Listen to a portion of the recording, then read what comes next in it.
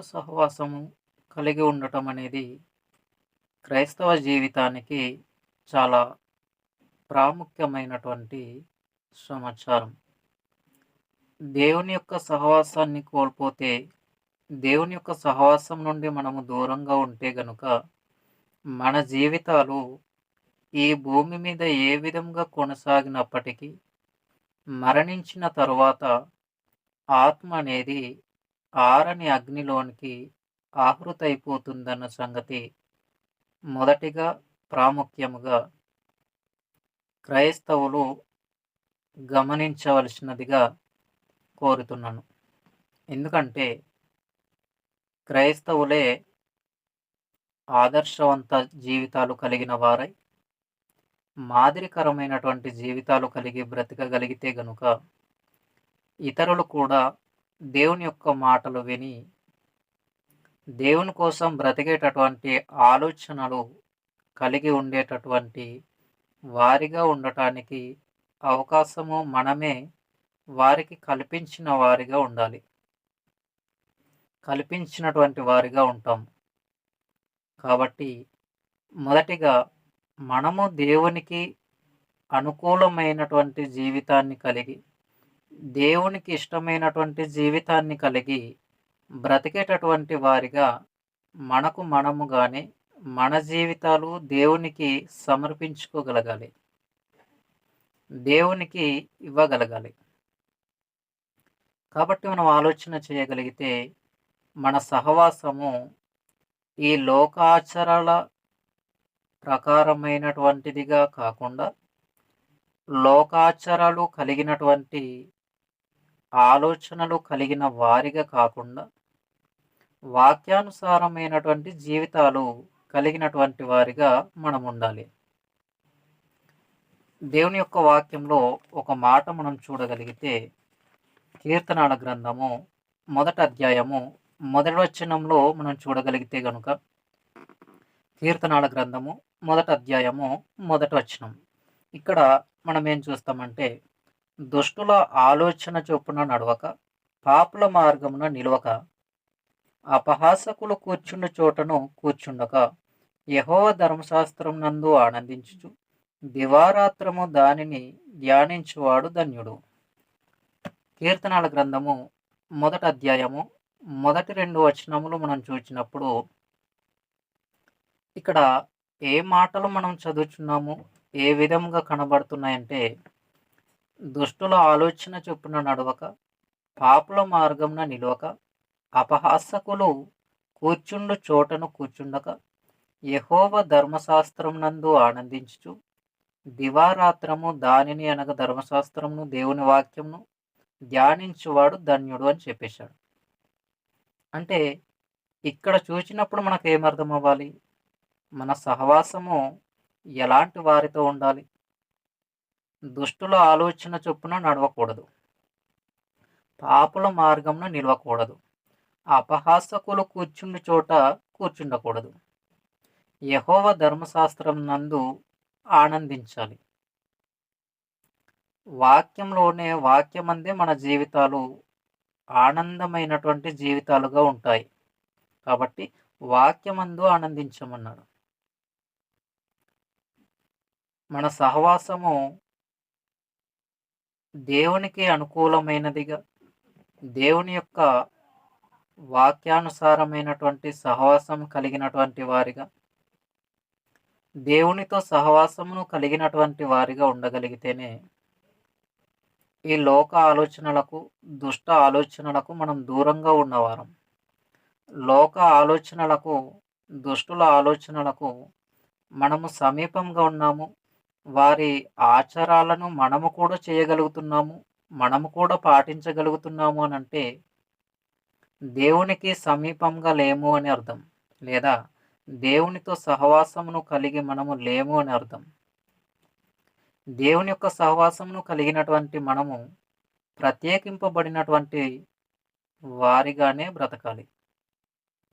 దేవునికి అనుకూలమైనటువంటి జీవితాన్ని కలిగి బ్రతికే వారిగా ఉండాలి. కానీ దేవుడు మనలను విమర్శించే రీతిగా మన జీవితాలు మనము పెట్టుకోగలిగితే గనుక మన ఆత్మీయ జీవితం అనేది మరణమనంతరం పాతాళానికి వెళ్ళిపోవలసినటువంటి అవసరం ఉంది. ప్రమాదం అనేది ఉంది. కాబట్టి మన సహవాసము దేవునికి అంకితం చేసుకొని, దేవునితో సహవాసము కలిగి ఉండేటటువంటి వారిగా మన జీవితాలనే ఉండాలి. దుష్ట సాంగత్యము మంచి నడవడిని చెరిపేస్తుందని దేవుని యొక్క వాక్యం మనకు స్పష్టంగా సెలవిస్తుంది. ఒకసారి ఆ మాట కూడా చూద్దాం. కొరింథీయులకు రాసినటువంటి మొదటి పత్రిక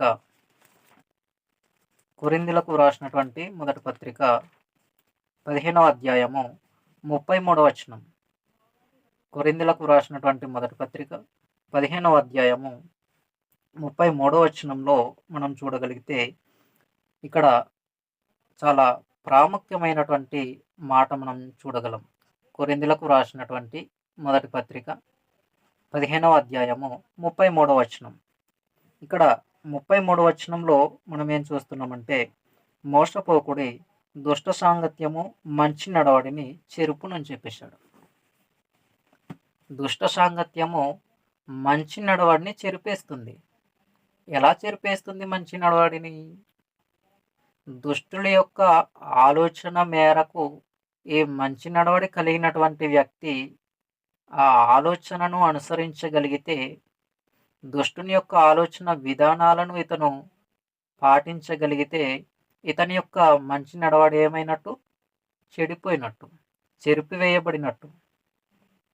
అదే అంటున్నాడు, మోసపోకుడి, దుష్ట సాంగత్యము మంచి నడవడిని చెరుపునన్నాడు. ఫర్ ఎగ్జాంపుల్, ఆత్మీయ జీవితాన్ని కలిగి దేవునికి అనుకూలమైనటువంటి జీవితాన్ని కలిగి బ్రతికేటటువంటి వ్యక్తి దగ్గరకు వచ్చి, ఈ వ్యక్తి మద్యం అనేది సేవించడు, ఈ వ్యక్తి దేవునికి వ్యతిరేకమైనటువంటి కార్యక్రమాలు ఏవి చేయడు, దేవునికి అనుకూలమైనటువంటి జీవితాన్ని కలిగి బ్రతికే వ్యక్తి, ఆత్మీయ జీవితాన్ని దేవునికి సమర్పించుకుని బ్రతుకుతూ ఉన్నటువంటి వ్యక్తి, అలాంటి వ్యక్తి దగ్గరకు పదే పదే వచ్చేసి నీవు మద్యం సేవించాలి, నీవు ధూమపానం సేవించాలి అని పదే పదే స్నేహితులు వచ్చి ఇతనిని వేధిస్తూ ఉన్నప్పుడు, వారి యొక్క టార్చర్, వారు పెడుతున్నటువంటి ఇబ్బంది, ఏ ఇబ్బంది? మాటలతో వారు పెడుతున్నటువంటి ఇబ్బంది. ఆ మాటలను ఈ వ్యక్తి ఆధారం చేసుకొని, ఎప్పటి నుండో చాలా సార్లు నా స్నేహితులు నాకు దేనిని సేవించమంటున్నారు, దేనిని పానీయంగా తీసుకోమంటున్నారు, దేనిని త్రాగమంటున్నారు కదా అని చెప్పేసి ఈ వ్యక్తి వారి యొక్క మాటలకు లోబడి, వారి యొక్క దుష్ట ఆలోచనలకు అంగీకరించి ఈ వ్యక్తి నిజంగా పానీయం చేశాడు అనుకుందాం. అప్పుడు ఏం జరుగుతుంది అని అంటే, ఆ యొక్క దుష్టుల ఆలోచనల్లోనికి ఈ వ్యక్తి ఆలోచనలు వెళ్ళిపోయాయి అని అర్థం. అక్కడే దుష్ట సాంగత్యము మంచి నడవడిని ఏం చేసింది? చెరిపేసింది.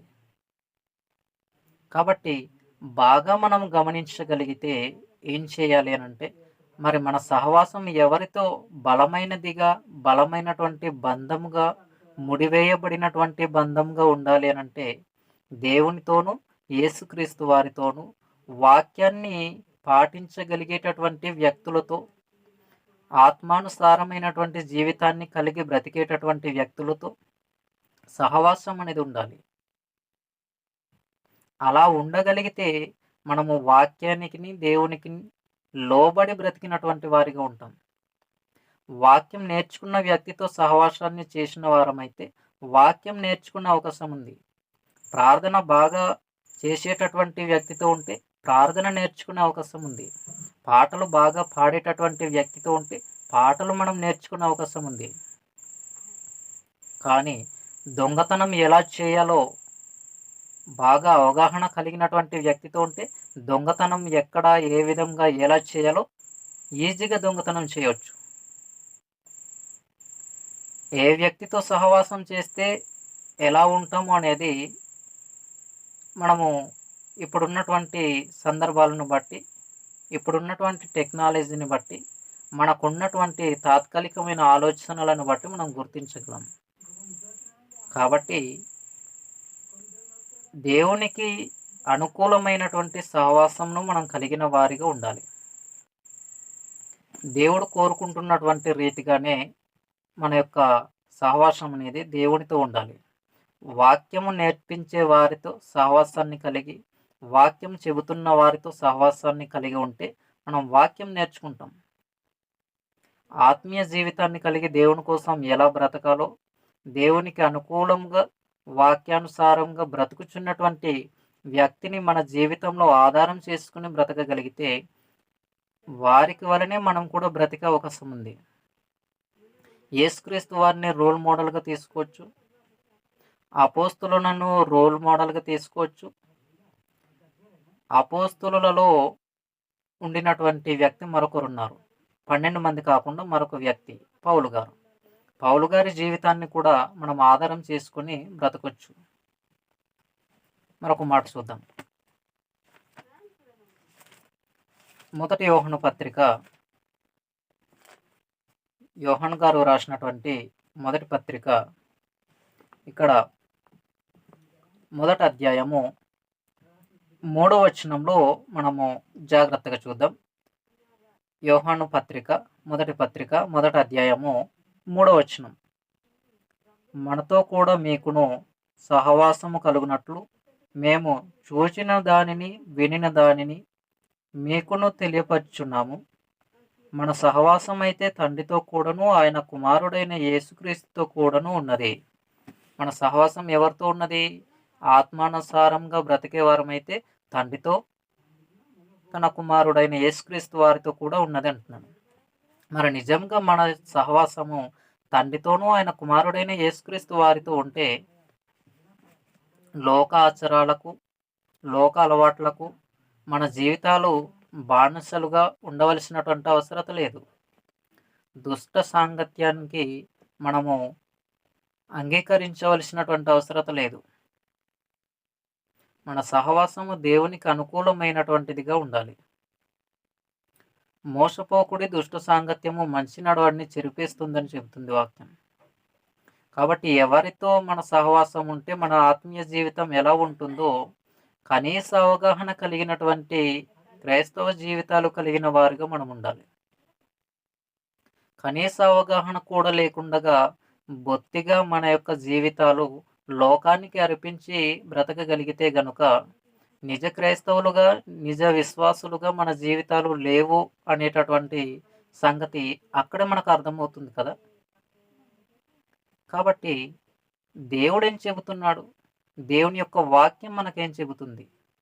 మన జీవితాలు ఎలా ఉంటున్నాయి? దేవుడు కోరుకుంటున్న రీతిగానే ఉంటున్నాయా? దేవుడు అనుకుంటున్న రీతిగానే ఉంటున్నాయా? వాక్యానుసారంగానే ఉంటున్నాయా? మన జీవితాలు మనకు అనుకూలంగా ఉన్నాయా? దేవునికి అనుకూలంగా ఉన్నాయా?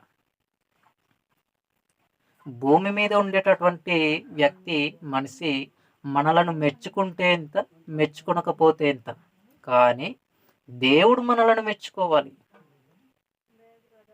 దేవుడు మనలను మెచ్చుకునేటటువంటి జీవితాన్ని కలిగి భూమి మీద మనం బ్రతకగలగాలి. అలా బ్రతకగలిగితేనే దేవునితో సహవాసమును మనం కలిగి ఉన్నవారు.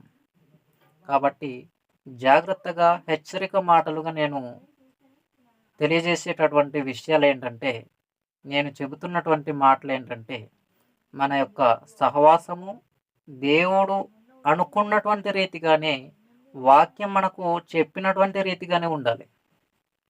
దేవునికి అంగీకార యోగ్యముగా, ఆమోదయోగ్యముగా ఉండాలి. దేవుని యొక్క ఆలోచనలకు మితిమీరినటువంటి ఆలోచనలను కలిగినటువంటి వారిగా మన జీవితాలు ఉండకూడదు. దేవుడు నా కుమారుడు భూమి మీద నా కోసం బ్రతుకుచున్నాడు అనేటటువంటి రీతిగా ఈ భూమి మీద మన జీవితాలు ఉండాలి. అలా మన జీవితాలు దేవునికి సమర్పించుకోవలసినదిగా కోరుతూ ఇంతటితో ఈ మాటలు ముగిస్తూ ఉన్నాను. ఇంతవరకు ఆసక్తితో వినటువంటి మీ అందరికీ క్రీస్తు నామమున శుభములు, వందనములు తెలియజేస్తూ ఈ మాటలు ముగిస్తున్నాను.